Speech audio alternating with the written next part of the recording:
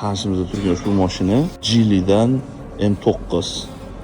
Mashinaning kattaligini qaranglar. Nissan'da L9 bilan deyarli bir xil desa ham bo'laverar ekan. Prosta bunga katta diska qo'yiladi. Paroglari ham qo'yiladi. Agar qo'yiladigan bo'lsa, mashina ichini tib olamiz. Faqat bu mashina последний emas. Bu mashina ketma-ket gibrid hisoblanadi. DMI'larga o'xshagan. Shuni ko'ringlar va mashina shunda displeylar bor ekan, kichkina qanday ingichka displey bor ekan. Nissan'da rulda bo'lsa, bunda mana bunaqa katta uzun displey va o'rtasi umuman ajralmagan displey, uzun katta. Mashina ish katta qilib ishlash bilimi bor. Ikkita besprovодник, degan устройство. Lekin в целом mana shu tuzilish bor, Nissan'ga o'ylab topgan tuzilishi.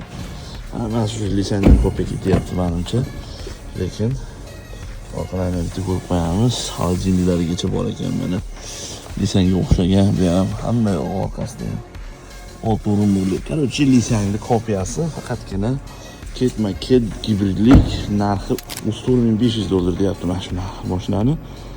Nissan'dan $20,000 arzon bo'lyapti-da, demak. Nissan'ning komforti, Nissan chabudoyi ham dedi. Wow. Mana shunaqa gaplar akalar.